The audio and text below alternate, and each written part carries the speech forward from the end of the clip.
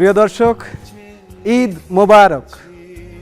আজকে চেনা গল্পের বাইরে একটু ভিন্নতায় এক বিশেষ পর্ব নিয়ে আপনাদের সামনে হাজির হয়েছি। আমাদের অনুষ্ঠানের আজকের থিম ভালোবাসার ঘর। আজকে আমাদের স্টুডিওতে উপস্থিত আছেন অত্যন্ত জনপ্রিয় এবং সুদর্শন নায়ক ওমর সানি এবং প্রিয়দর্শিনী মৌসুমী। আপনাদের সুস্বাগতম। আমরা বসে কথা বলবো।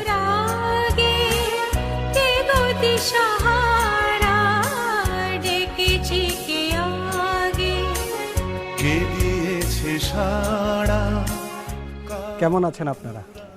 জি আলহামদুলিল্লাহ। দুজনকে ঈদ মোবারক। ঈদ মোবারক। ঈদ মোবারক আপনাকে। ঈদ কেমন কাটছে? ঈদটা আসলে লকডাউনে যেরকম কাটে আর কি, এই কয়দিন তো আমরা বেশ ভালোই ঘোরাফেরা করেছি। ঈদের কেনাকাটা থেকে শুরু করে সব কিছুই করতে হয়েছে। বেসিক্যালি আমাদের কোরবানিটাকে উপলক্ষ করেই হয়। আর আমার দায়িত্ব শুধু রান্নার দায়িত্বটাই শুধু থাকে। সে কি খায়, ছেলে কি খায়, এগুলো হচ্ছে বাচ্চাদের প্ল্যানগুলো আমি সফল করার চেষ্টা করি। আর মূল কোরবানির যে উদ্দেশ্য সফল করা, সেটা হচ্ছে কেনার আগে থেকে প্ল্যান করা, কেনাকাটা করা এবং কোরবানিটা সহিভাবে দিয়ে বন্টন করার পরে ঘর পর্যন্ত নিয়ে আসা, সব কিছু সে করে। না আসলে মূলত হচ্ছে কি, ঈদ সবসময় একটু অন্যভাবে দেখি, তো এইবার ঈদটা একটু আরেকটু অন্যভাবে দেখার চেষ্টা করি। এই কারণে যে আমার ছেলের বউ প্রথম নতুন বউকে নিয়ে ঈদ করছে। হ্যাঁ, জি। আমি যেরকম সারাটা জীবনে অলমোস্ট আমার বয়স যখন প্রায় 8-9 বছর, তখন থেকে বাবার হাত ধরে গরু কিনতে যেতাম। তারপরে আমি নিজে কিনেছি, আমার হাত ধরে আমার ছেলে কিনেছে। এই প্রথম কিনতে যাওয়া হয়নি, কোনো একটি জায়গা থেকে অর্ডার দিয়েছি, ওখান থেকে এসছে অনলাইনে। আর ঈদের সময় যেটা মৌসুমী বলল যে রান্না বান্না করা, সবকিছু করা, ওরে বলেন যে আমিও হেল্প করি কিন্তু। আচ্ছা আচ্ছা আচ্ছা। সানি ভাই হেল্প করে। সবচেয়ে বড় হেল্প তো তুমিই করো। বোকার মতো কথা বলো কেন? তুমি তো মানে বাসার কর্তা হিসেবে তুমি যে কাজটুকু করো, দায়িত্ব, মাথায় সবার ছায়া, আমার ছায়া, যে ছায়া তাহলে আমি পৃথিবীতে দাঁড়িয়ে থাকি, তো সেই মানুষটাই তো তুমি, সেই বটগাছটাই তো তুমি। তুমি করো না মানে তুমি তো করো সব। Head of the department. Head of the ডিপার্টমেন্টের জায়গায় আবার একটু ভাগ বসাতে চায় আমার ছেলে। আচ্ছা। মানে সে বলতে চায় বাবা কি করো, না এটা তোমার করার দরকার নেই, তোমাকে তো এখানে, তুমি রুমে যাও। আচ্ছা। আবার দেখা গেছে যে আয়েশা মানে আমার বৌমা, তো ও বলে যে মা তুমি একটু বসে থাকো, আমি এই রান্নাটা করি, এইটা করি, ওইটা করি। তখন মৌসুমী কনফিউজ হয়ে যায়, আচ্ছা ও যে গেল রান্না করতে, কি যে না কি যে করে, কারণ যাওয়া মানে আমারই যেতে হয়। কিন্তু ও এবার কিন্তু সুন্দর রান্না করেছে। ও যেটা করেছে যে আমাকে ফলো করেছে, ইউটিউব ফলো করেছে, তো বাঙালি রান্নাগুলো ওখান থেকে সে রেসিপি অ্যাডপ্ট করে সে কিন্তু করেছে, যেভাবে হোক করেছে এবং ভালো হয়েছে। আমরা আলাপ এগিয়ে নিয়ে যাব আপনাদের নিয়ে। আমরা একটা ছোট্ট তথ্যচিত্র নির্মাণ করেছি, সেটি একটু দর্শকদের দেখিয়ে আসবো।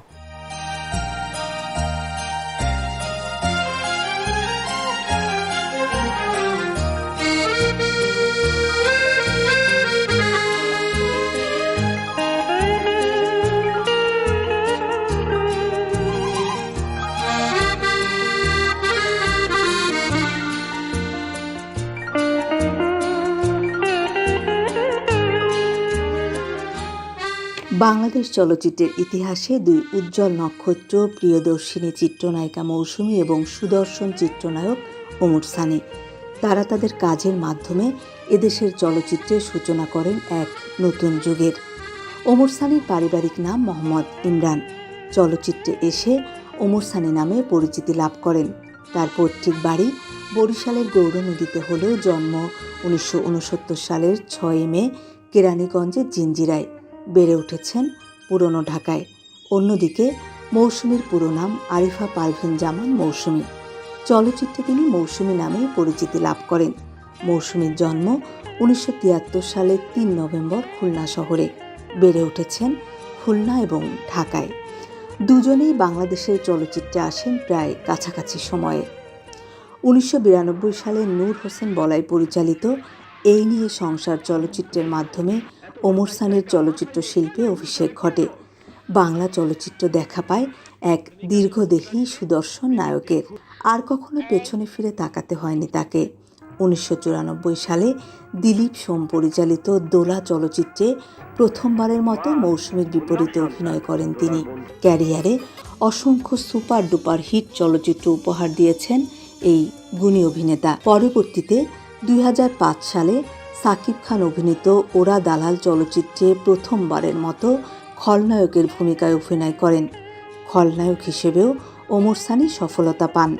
এ যাবৎ প্রায় 250 চলচ্চিত্রে অভিনয় করেছেন তিনি। এখনও তার অভিনয় চলমান রয়েছে। অন্যদিকে মৌসুমী মডেলিং দিয়ে ক্যারিয়ার শুরু করলেও 1993 সালে সোহানুর রহমান সোহান পরিচালিত প্রয়াত সালমান শাহর সাথে জুটি গড়ে কেয়ামত থেকে কেয়ামত ছায়াছবির মাধ্যমে চলচ্চিত্রাঙ্গনে পদার্পণ করেন। বাংলাদেশের চলচ্চিত্র এক অনিন্দ্য সুন্দরী প্রিয়দর্শিনী নায়িকার দেখা পায়। প্রথম চলচ্চিত্রেই তার অভিনয় ও সৌন্দর্য এদেশের সিনেমা দর্শকের হৃদয় জয় করতে সক্ষম হয়। মৌসুমীর কেয়ামত থেকে কেয়ামত এদেশের চলচ্চিত্রের ইতিহাসে এক মাইল ফলক, সূচনা করে এক নতুন যুগের।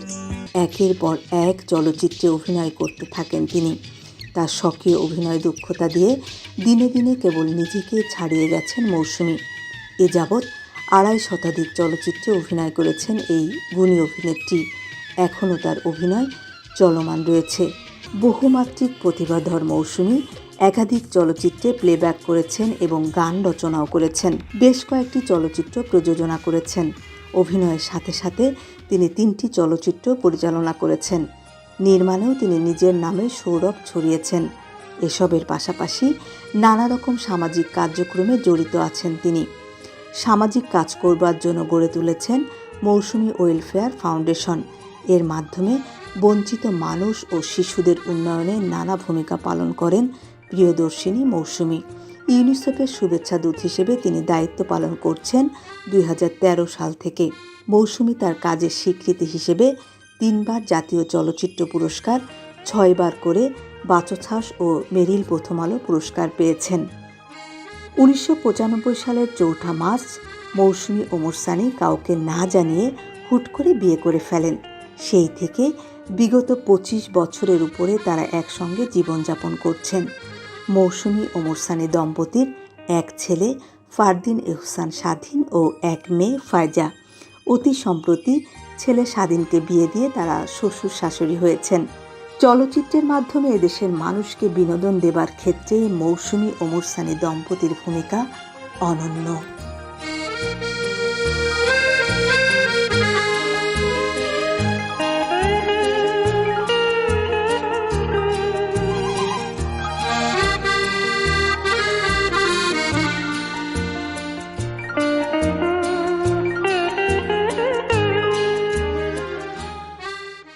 প্রথমে মৌসুমী আপু, আপনার জন্ম তো খুলনায়, জি, আপনার শৈশব কৈশোর বেড়ে ওঠা ঢাকা এবং খুলনা মিলিয়ে, একটু জানতে চাই যে কেমন ছিল শৈশবের দিনগুলো? শৈশবের দিনটা আসলে সবারই খুব মধুর স্মৃতি মাখাই হয়। ছোটবেলায় যেমন মনে হয় যে কবে বড় হব, এটা করব, বড় হলে ওটা করব, কিন্তু বড় হওয়ার পর আসলে মনে হয় যে ফেলে আসা দিনগুলোতে যদি চলে যাওয়া যেত একটা জাদুর মতো, তো সেটা তো আর হবে না, কিন্তু ওই স্মৃতিতে বারবার ফিরে যাই আর সেটা আমাকে অনেক বেশি ভালো লাগায়। আমার মূলত সময়টা কেটেছে ফার্ম গেটে। আচ্ছা। তেজকুনি পাড়া, তেজতুরি বাজার, ফার্ম গেট, এই জোনটা দিয়ে আমার সময়টা কেটেছে। আমার মা আমাকে পেতই না, সেই সকাল থেকে বিকাল পর্যন্ত আমি প্রচন্ড ঘুরতে উড়াতে পছন্দ করতাম। এর জন্য পড়াশোনায় ব্যাঘাত ঘটেছে, অনেক মিথ্যে কথা বলেছি। তারপরে হয়েছে কি যে মা খাবার নিয়ে বসে থাকতো, মার খেয়েছে অনেক। হ্যাঁ, অনেক মার খেয়েছি। এমনও সময় আপনি তো গিয়েছে, তখন ছিলেন মোহাম্মদ ইমরান, ফিল্মের ছদ্মনাম এখনো ইমরান আছে সে। জি জি জি, এখনো ইমরানই আছে। জি। তো এরকমও আমি গিয়েছি যে আমার মা একটি বাটির মধ্যে খাবার নিয়ে খেলাঘর মাঠের মধ্যে গিয়েছে, আমি ঘুরতে উড়াচ্ছি, সে এভাবে খাইয়ে দিত। তারপরে ফুটবল খেলতাম, আমি খুব ভালো ফুটবল মানে গোলকিপার ছিলাম, কিন্তু ব্যাড লাক আমার হাতটা মচকে যাওয়ার কারণে অনেক অনেক জায়গায় আমি কি বলে এটাকে হায়ারে কি খেলা বলবো? খেলতে হায়ার, যাওয়া, খ্যাপ খেলতে যাওয়া। খ্যাপ খেলতে যাওয়া, জি, জি, জি, জি, right, জি। এই তো। মা বলতেছে কি রে তোর কাছে এত টাকা কেন? কিসের আচ্ছা। এত টাকা? হ্যাঁ, ওই সর্বনাশ, এত টাকা কেন? তখন তো বাচ্চারা কত? একটু টাকা, ওইটাই তো অনেক কত টাকা। হচ্ছে যে 250 টাকা আচ্ছা, খুচরা, মানে 250 তার টাকা, মানে তুমি খেলতে যে 250 টাকা 250 পেয়েছিলে। টাকা পেয়েছি। 250 টাকা পেয়েছে খ্যাপ খেলে। মাই গড, ছোট। আপনাদের চলচ্চিত্র জীবনের আলাপে আসি। আপনারা হয়তো বছর তিনেকের জুনিয়র সিনিয়র চলচ্চিত্রে আগমনের দিক দিয়ে। আপনি প্রথম চলচ্চিত্রে মানে নায়কের চরিত্রে অভিনয় করেছেন নূর হোসেন বলায়ের এই নিয়ে সংসার চলচ্চিত্রে। প্রথম আগমনটা কিভাবে হলো, তার পেছনের ঘটনা? আমার বাবা ভীষণ ইন্ডিয়ান ছবি দেখতেন, বাংলাদেশি ছবি দেখতেন। আমার বাবা চাইতেন যে আমি হিরো হই, আচ্ছা, আমার মাও চাইতেন। তো আমার বাবা এটা চাওয়ার পরিপ্রেক্ষিতে কিছু মানুষের সাথে পরিচয় ধরেই নূর হোসেন বলাই সাহেবের সাথে আমার পরিচয়। উনি সেকেন্ড হিরো হিসাবে আমার ওই ছবিটাই আমাকে নিলেন। জি, ছবিটি একটু লেন্দি হচ্ছিল, কাঞ্চন ভাইয়ের এত, উনি তো বিগ স্টার ছিল তখন, অঞ্জুদিও অনেক স্টার, বিগ স্টার। জি, লেট হচ্ছিল আমার। বাই দিস টাইম দারাশিকো সাহেব নামে আমাদের খুব বরেণ্য একজন মানুষ ছিলেন চলচ্চিত্রে। জি, জি, জি। উনি একানাগারের পরিচালক, প্রযোজক এবং অভিনেতা সবটাই ছিলেন। ওনার ডাইরেকশনে একটি কালজয়ী চলচ্চিত্র আছে ফকির মজনুসা। জি, জি, জি, জি, জি। তো উনি একটা ছবি সুজনবাসী নামে একটা ছবি শুরু করেছিলেন, আমাকে আর হাসি নামে একটি মেয়েকে দিয়ে। আচ্ছা, তো সামহাও যে কোনো কারণে হোক তোজামুল হক বকুল ভাই ওই ছবিটা শুরু করতে দেয়নি। আল্লাহ তাকে জান্নাত নসিব করুন। উনি ওই মুহূর্তে ওনাকে বানিয়ে দিলেন দিলরুবা নামে একটি ছবি, আচ্ছা, কাঞ্চন ভাই এবং দিতি আপা। সেটা স্মরণকালের সুপার ফ্লপ হলো। আমি খুব ভেঙে পড়লাম যে চলচ্চিত্রই থাকবো না। আচ্ছা, কারণ আমার আদি যে বিজনেস প্লাস আমার বাবা চাকরি করতেন, সেখানে চশমার দোকানেই চলে যাব। তখন দারাশিকো সাহেব বলল যে আমি তো তোমাকে কিছু করতে পারছি না, আমি শুনেছি একজন একটা ছবি বানাচ্ছে। শেখ নজরুল ইসলাম সাহেবকে উনি ডাকলেন ওনার অফিসে, ডেকে বললো যে এই ছেলেটাকে তুমি দেখো তো, এই দেখেন তো আপনি। তো উনি দেখলেন, উনি তো খুব হ্যান্ডসাম, উনি আমাকে নিয়ে গেলেন। পরের দিনকার তুমি আমার বাসায় আসো। আমি গিয়ে দেখি এটিএম শামসুজ্জামান সাহেব, রাজীব সাহেব, মিজু সাহেব, তারপরে আব্দুল আজিজ সাহেব। আচ্ছা, আজিজ সাহেব ছাড়া, নজরুল সাহেব ছাড়া সবাই ইন্তেকাল করছেন। আনুদি বসা ওখানে। আচ্ছা, আমি তো ভড়কে গেলাম, আমাকে তুমি একটু এক্সারসাইজ করো, আমার একটু বডির মধ্যে বালকি তখনও বালকে ছিলেন। একটু আচ্ছা, গুদলু গুদলু ভাব তো অলওয়েজ আছে। আচ্ছা। তারপর ওই ছবিতে আমি হিরো হলাম। আমি 1 মাস ছিলাম হলো, সেটা কি চাঁদের আলো? তোমাকে ওই দিন দেখে কি তোমাকে সিলেক্ট করে ফেললো? হ্যাঁ, ও যে মুক্তির সাথে আমার সেই কালজয়ী গান তুমি আমার চাঁদের ইয়ার। মৌসুমের বেলায় আমি যদি বলি, ওর 3 বছরের সিনিয়র, কিন্তু একদিক দিয়ে ও আমার বহু সিনিয়র।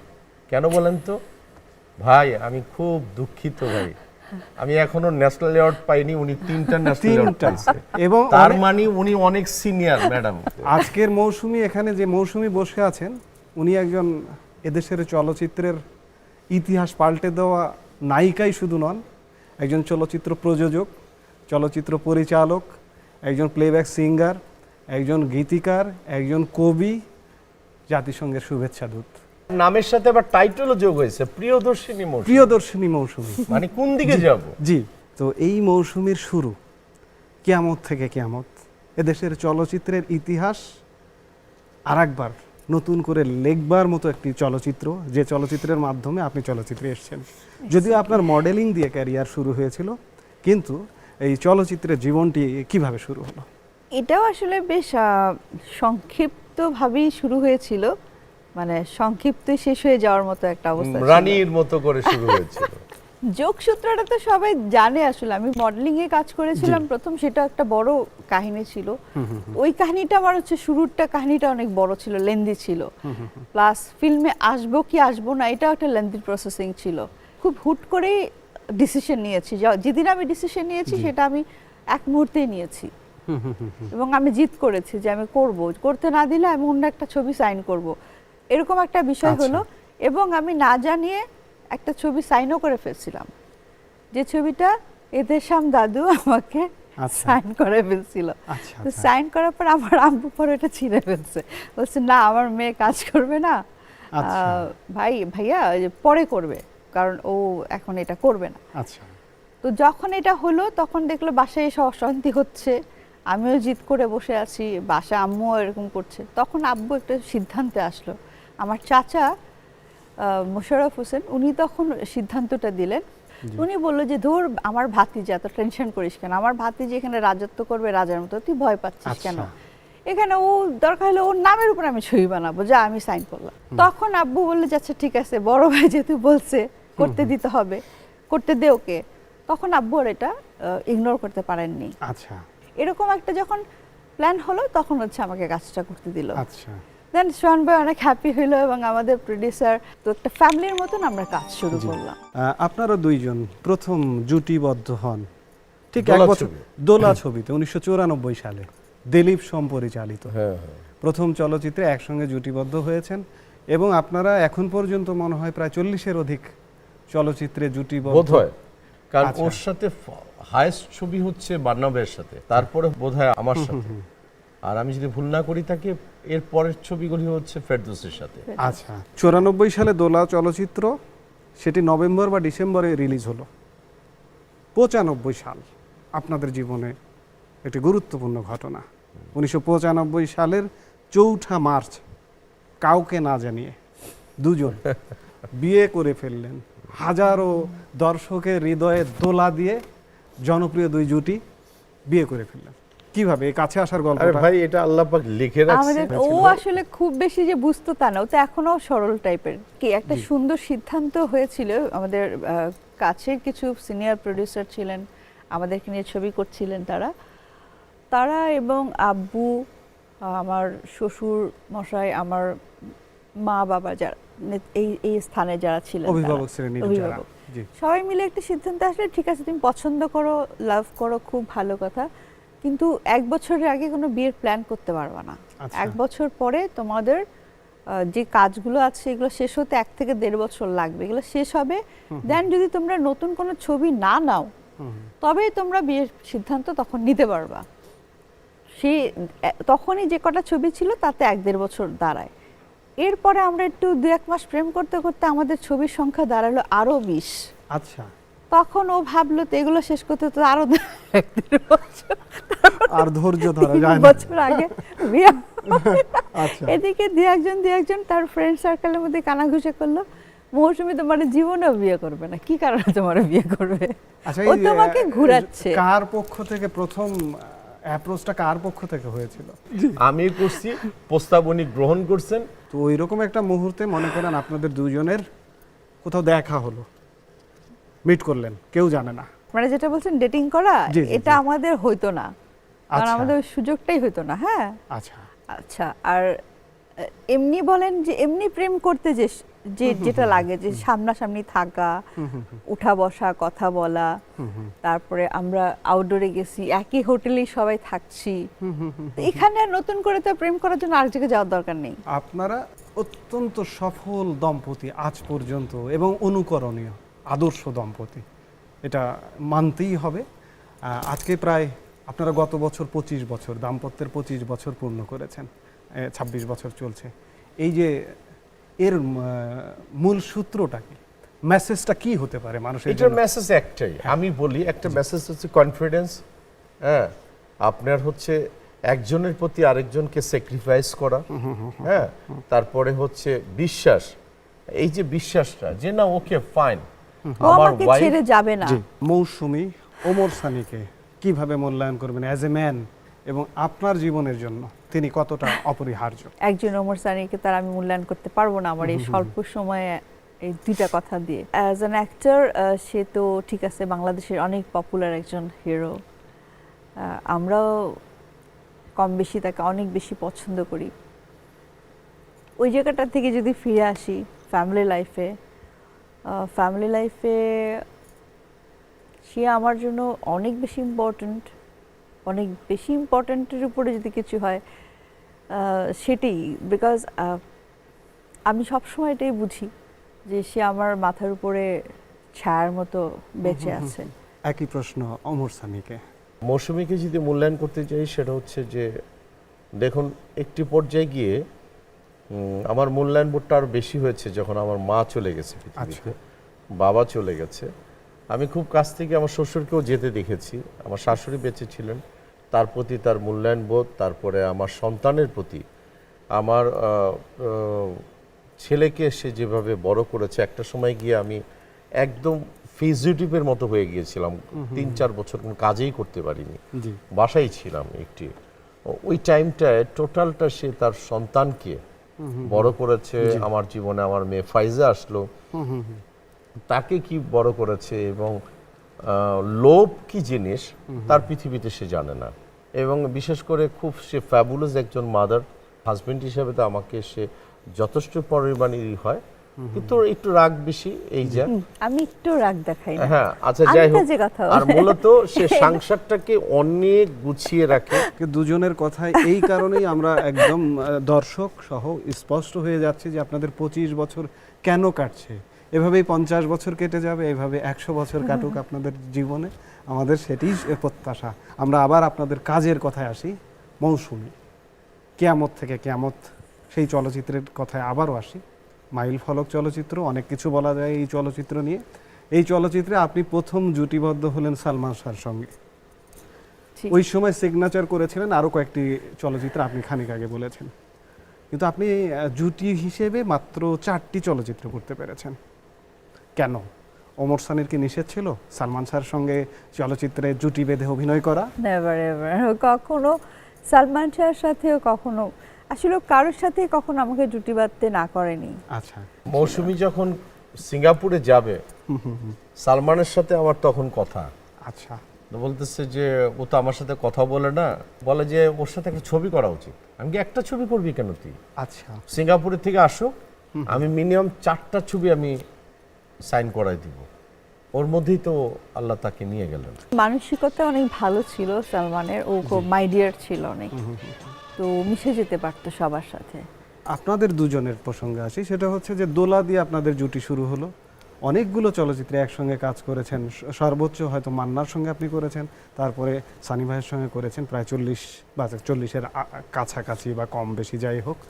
চলচ্চিত্রে জুটি প্রথা, জুটির গুরুত্বটা কি আপনাদের কাছে, কি মনে হয়? জুটির গুরুত্ব অবশ্যই রয়েছে, বিকজ দর্শক যখন একটা জুটিকে পছন্দ করে ফেলে সেটা তো তাদের চোখে লেগে যায় যে মেড ফর ইচ আদার, এই যে একটা ব্যাপার, বিশেষ করে রোমান্টিক ছবির ক্ষেত্রে, প্লাস অভিনয় নির্ভর যেসব গল্পগুলো, সেসব ছবিতে জুটি ইম্পর্টেন্ট, কারণ কেমিস্ট্রি কাজ করে। তখন রিয়েল যদি না মনে হয়, ওই রিয়েলিস্টিক জিনিসটা ফুটিয়ে তোলার জন্য কিন্তু ওই জুটির কাছাকাছি যাদের সাথে সমঝোতা যার যার ভালো, ওরকম কিছু অন স্ক্রিনে যাদেরকে পছন্দ করে দর্শক একসাথে দেখতে, ওইরকম জুটিগুলোকে আসলে তখন প্রাধান্য দেওয়া হতো, এবং এখনো তাই। ওমর সানি, আপনার সময় প্রায় সব নায়িকার সঙ্গে আপনি অভিনয় করেছেন, আপনি কাকে এগিয়ে রাখার যদি কথা বলেন তাহলে তো অবভিয়াসলি ভাবে মৌসুমী, এটা তো বলারই প্রশ্ন। যদি আমার এই কেমিস্ট্রিটা যদি ভালো না হতো তাহলে কিন্তু এতগুলো ছবি হতো না। আপনি ওই সময়ের প্রায় সব নায়কের সঙ্গে অভিনয় করেছেন, আপনি আপনার দৃষ্টিতে কাকে এগিয়ে রাখবেন? ওই সময় আমি স্বাচ্ছন্দ্য বোধ করতাম ওমর সানির সাথেই কাজ করতে, বিকজ ও অনেক বেশি ইম্পর্টেন্সি মানে বুঝতো, সবসময় তো মুখে বলা যায় না, কিন্তু এই যে কেমিস্ট্রিটা বুঝে নেওয়াটা, যে এখন ও এটা করবে কি করবে না, বা এখন এই শিডিউলটা মনে হয় ও চলে যেতে পারে, বা চলে গেলাম, সেটা ও পরে অ্যাডজাস্ট করে দেওয়া, রাগ করলো না, তো এই কমফোর্ট জোনটা কিন্তু ওই স্ক্রিনেও বোঝা যায়। বাট আমি মিস করি সালমান শাহর সাথে আমার আরো কিছু ছবি হওয়ার উচিত ছিল, কারণ অন স্ক্রিনে ওর সাথে আমার যেসব গল্পগুলো, সেই গল্পগুলো আবার ওর সাথে হতো না। এবং পরবর্তীতে যে দেখা গেছে যে ওদের এই ফ্রেন্ডলি ব্যাপারটা আমি কিছুটা পেয়েছিলাম মান্না ভাইয়ের কাছ থেকে, বড় ভাইয়ের মতো যেমন শাসনও করতো, আদরও করতো, এবং পরবর্তীতে আমি ফেরদৌসের মধ্যেও পেয়েছি। একটা সময় সালমান শাহ পৃথিবী থেকে বিদায় নিলেন, ঠিক তার 1 যুগ পরে মান্না বিদায় নিলেন। সানি ভাই খানিকটা শারীরিক অসুস্থতার কারণে, আর যে কারণেই হোক, চলচ্চিত্র থেকে খানিকটা দূরে। আপনি কি ওই সময় জুটি সংকটে ভুগেছেন ওই সময়টায়? অবশ্যই, প্রত্যেকটা সময় এটা হয়েছে আমার আসলে খুবই ব্যাড লাক বলতে হবে, আবার খুব ভালো ভাগ্য বলতে হবে। সালমান শাহ হঠাৎ করে মরে গেল, তখন একদম সালমান মৌসুমী এটা একটা ব্যাপার। তখন সানির সাথে আমার জুটিটা একেবারে যে ফুল ফ্লেজেডলি হয়ে গেছে তাও না, ঠিক ওই সময়টাই হচ্ছে সালমানের সাথে আমার একটু ঝামেলা হয়ে গেল।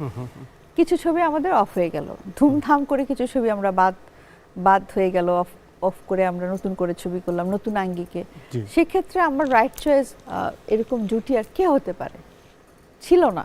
একটা মাত্র ছবি করেছি তখন আমরা দোলা, ও একটা হিরোইন পেলো, আমি একটা হিরো পেলাম, দর্শক একটা জুটি পেলো নতুন। হ্যাঁ, এটার সাথে সাথে যখন আমাদের জুটিটা দাঁড়াচ্ছে হুট করে আমাদের বিয়ের ঘটনাটা ঘটে গেল, এটাও আনসার্টেন। তখন হচ্ছে আবার ওর সাথে আমার জুটিটা নষ্ট হয়ে যায় অবস্থা। এর মধ্যে সালমান শাহ মরে গেল, আমার সাথে আমি ফিরে আসার পর আমার সাথে ছবি হওয়ার কথা, সেসব ছবি আমরা সাইন করব, ইস্পাহানি, আরিফ, ওরা 4টা ছবি নিয়ে আসলো। যেদিন আমাদের সাইন হওয়ার কথা সেদিনই তো সে মারা গেল। আচ্ছা, ও মারা যাওয়ার পরে আবার আমার বেবি হলো, বেবি হয়ে আবার যখন আসলাম ওর সাথে আমার ছবিগুলো ধাপ করে 3-4টা ছবি ফ্লপ, এটা আমরা ভাবতেই পারিনি। আচ্ছা, ছবি যখন পরপর 3-4টা বড় বাজেটের ছবি হতে থাকলো তখন আমরা সাথে সাথে সিদ্ধান্ত নিলাম একসাথে কাজ করব না, ও আলাদা করবে, আমি আলাদা করব। ওই মোমেন্টে মান্না ভাইয়ের সাথে আমার একটা ছবি সাইন হলো না, লুটতরাজ। কে জানে ওই ছবিটা সুপারহিট হবে। তো মান্না ভাইয়ের সাথে আমার খুব ভালোই সেট হয়ে গেল। সেট হয়ে যাওয়ার পর হচ্ছে হঠাৎ করে আমি খায়রুন সুন্দরীর একটা গল্প আসলো, তো ওই ছবি যে হিট হওয়ার মতো কোনো ব্যাপারই না, কারণ গ্রামের একটা ছবি, ফেরদৌস নতুন, ও করেই নাই। তো আমরা একটা টেস্ট করেছিলাম মিস ডায়না ছবিতে একটা গান করে, যে ঠিক আছে গান করো তুমি, যদি তোমাকে স্ক্রিনে ভালো লাগে আমার সাথে আমি নেক্সট ছবিতে তোমাকে নিব। তো যখন খায়রুন সুন্দরী ছবিটা আসলো তখন ওরা বললো ভাই আমাদের একটা নতুন হিরো লাগবে, আমি গরিব মানুষ, একটা নর্মাল একটা হিরো হলেই হবে, আপনি সাজেস্ট করেন। তখন আমি বললাম ওই গানটা দেখেন একবার, দেখে আপনি করেন। তো ফেরদৌসকে করলো, রিকোয়েস্ট করলো, যখন ফেরদৌস সাথে সাথে রাজি হয়ে গেল। ও তো ওর কলকাতায় কাজ করছিল, তো ওর সাথে সাথে রাজি হয়ে গেল যে হ্যাঁ এই ছবিটা আমি করব, গ্রামের ছবি হলে আমি পারবো করতে। দুজনের জন্য ডিফিকাল্ট ছিল, আমরা গ্রামের ছবি করি নাই। তো আমিও তখন রিসার্চ করলাম, অনেক নিয়ে ভাবলাম এই ছবি নিয়ে ভেবেছি। তারপর আমরা যখন কাজ করলাম আলটিমেটলি ওই ছবিটাও যে হিট হয়ে যাবে আমরা বুঝিনি, আমরা ভাবছি নর্মাল একটা করার দরকার করেছি। আপনাদের সম্পর্কে, আপনাদের সঙ্গে সংশ্লিষ্ট, আপনাদেরকে নিয়ে চলচ্চিত্র নির্মাণ করেছেন চলচ্চিত্র পরিচালক, যে আপনাদের সম্পর্কে তারা বলেছেন, তারা মূল্যায়ন করেছেন, আমরা একটু দর্শকদের দেখে আসবো। সবাইকে ঈদের শুভেচ্ছা, ঈদ মোবারক। মৌসুমী ওমর সানি একটা জুটি তৈরি হয়। আমাদের প্রথম ছবি কিয়ামত থেকে কিয়ামত বানানোর পরে তারপরে মৌসুমী ওমর সানির ছবি করেন একটা, সেই ছবির থেকেই ওদের মানে মৌসুমী ওমর সানি একটা জুটি আবার একটা তৈরি হয়। সালমান মৌসুমী যেমন একটা ভালো জুটি ছিল, তেমনি ওমর সানি এবং মৌসুমী আর একটা জুটি তৈরি হয়ে যায়। সেই তাদের এর পরবর্তীতে তাদের বিয়ে হয়, তারা একে অপরকে ভালোবেসে বিয়ে করে। সব মিলিয়েই মৌসুমীর দের সংসারটা যেভাবে সুন্দরভাবে তৈরি করে রেখেছে, সুন্দর একটা জুটি, সুন্দর একটা অবস্থান তাদের, তারা অনেক সুখী একটা পরিবার। সেই সুখী পরিবারের আমরা সুস্বাস্থ্য কামনা করি, তারা ভালো থাকুক, সুস্থ থাকুক, সহি সালামতে থাকুক। আর মৌসুমী তো এমনিতেই অনেক ট্যালেন্ট একটি মেয়ে। ওমর সানি সত্যি একটা ভালো হিরো হিসাবে আমাদের ইন্ডাস্ট্রিতে অনেক দিন রাজত্ব করে গেছে, এখনও করছে।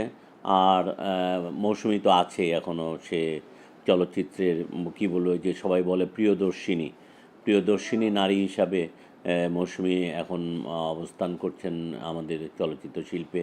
সব কিছু মিলিয়েই কিন্তু ওরা একটা সুন্দর ফ্যামিলি, আমি ওদের জন্য শুভকামনা করছি। এদের দুজনের মধ্যে আমি ওমর সানির কথাই আগে বলি। আমার একটি ছবি ছিল, ছবিটির নাম প্রেমগীত। ওটাই ওমর সানির জীবনের প্রথম সুপার ডুপার হিট ছবি। ওমর সানি ওর একটু প্রবলেম ছিল দুটা। প্রথম হচ্ছে ডায়লগ বলতে গেলে একটু নাকি ভাব ছিল, ওটাকে আমি দূর করেছিলাম। ওমর সানির অভিনয় দেখলে, হাঁটা চলা দেখলে মনে হয়, আমার কাছে মনে হতো যে সে বোধহয় মিঠুন চক্রবর্তীর মতো করতে ইচ্ছা তার ছিল, যে ওর মতন হাঁটি, ওর মতন ডায়লগ বলি। এখন মৌসুমীর কথা যদি বলি, প্রথম কথাই সে আমাদের চলচ্চিত্রের একজন উল্লেখযোগ্য নায়িকা। বাংলাদেশের কয়েকজন নায়িকার কথা উঠলে মৌসুমীর কথাটা আসে।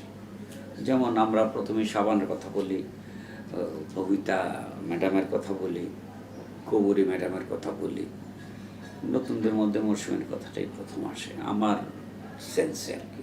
তার অনেকগুলি কোয়ালিটি ছিল, যেমন ওই শুটিং করতে আসলে সে ফাঁকি দিত না, ভালো করে বুঝতো, একবারের জায়গায় দুবার তিনবার চারবার বলতো যে আঙ্কেল শটটা আবার দেই, এটা আমার কাছে ভালো লাগে না, আমি আরেকটা দিই।